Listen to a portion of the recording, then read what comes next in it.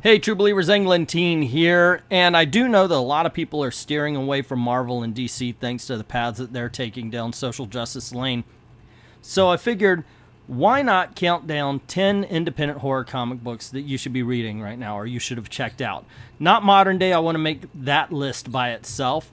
So this is a lot of books from the past. Some you may have heard of, some you may not have, some you may have gone, wait a second, I don't know if I want to read that, but I figure what the hell, let's give it a shot. So I hope you enjoy this. Kick back, relax, and let's get this party started. Number 10. Gonna start off with one of my favorite recent miniseries. It's called You Are Obsolete. It was one of the most creepy comic books that I've read in a long time.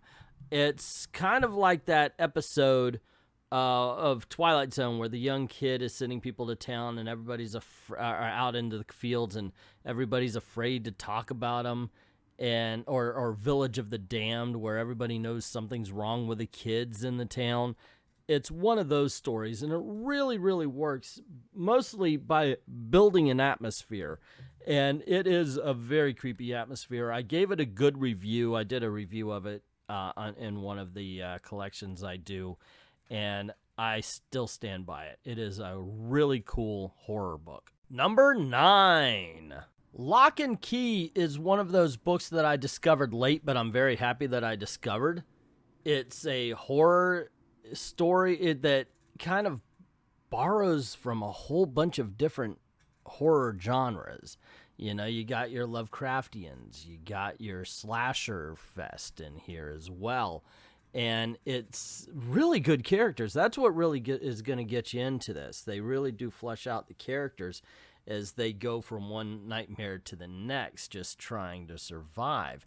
I was actually surprised because when I looked at the artwork, I've got to admit, it wasn't the most impressive. It looks like one of those slice of life books, except for these people's lives are nothing you want to live. This is horror. This is horrific. This is an 80s movie put to a comic book page, and I've got to tell you, I find nothing wrong with that. Number 8, Baby Teeth by Donny Cates. So, okay, a good writer is somebody who could take something that a lot of people have done and go, wait a second, you know what? I don't think it's been looked at in this particular light before, and then take something that's been done, overdone, and redone and make it new. In this case, we've got Baby Teeth, where Donny Cates is like, yeah, you know, Damien's really cool and all, but what if you were the mother of Damien? You know, what's that like?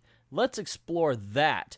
And he does, and that's where we get Baby Teeth from. And it's a really good, creepy book. Sometimes it's not as horrific or horror-oriented as other issues, but a lot of times, yeah, it really is. Number 7. Infidel. Man, this book caught me from the beginning, man. The first issue I was reading, I'm like, whoa, this is some really good imagery. It really was. And then as you read the tale, you find out that it's basically a woman finding her place. She ends up living in this house that had burned down. She may have had something to do with it. An apartment tenement, I mean.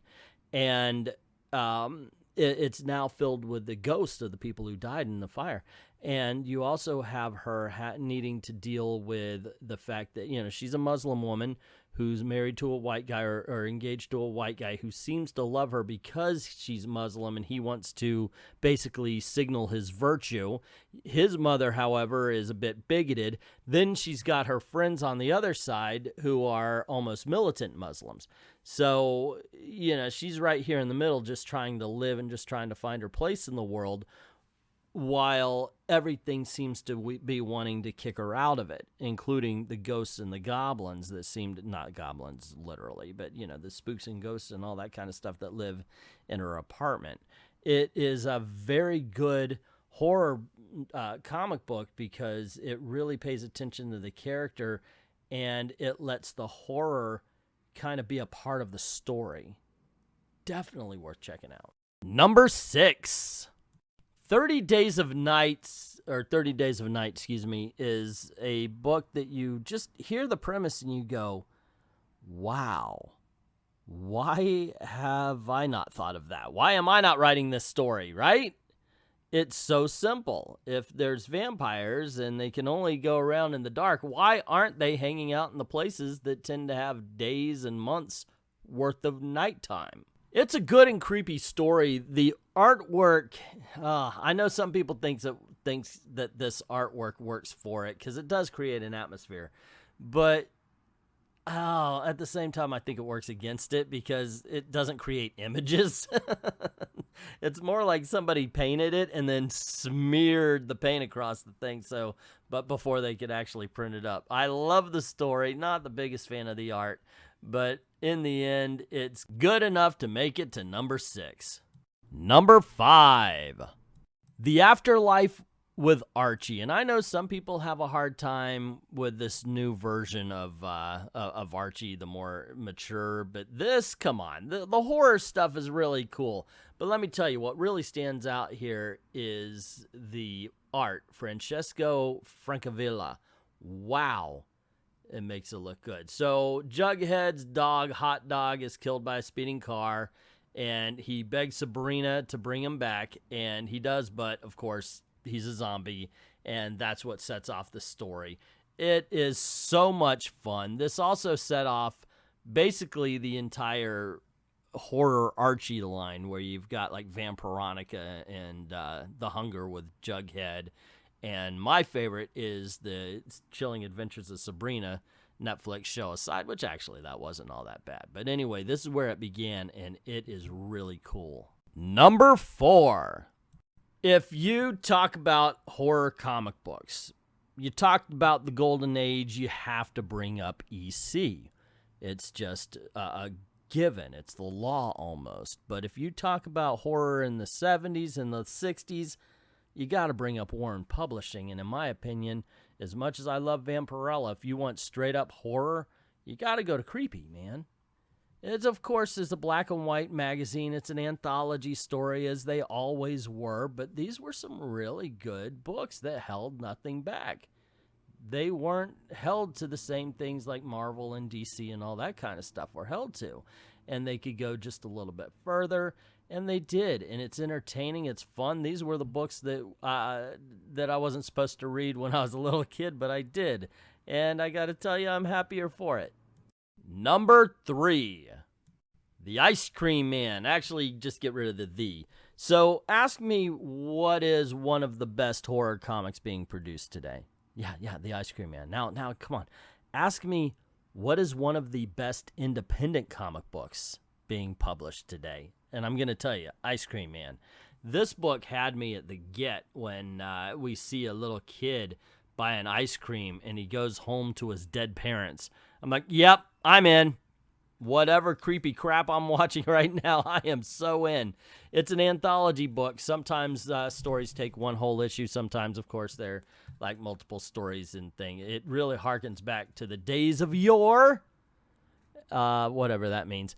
But it is so much fun. Absolutely check this out. Number 2, From Hell by Alan Moore and Eddie Campbell. Now, if you've seen the movie, you've basically seen cliff notes of it.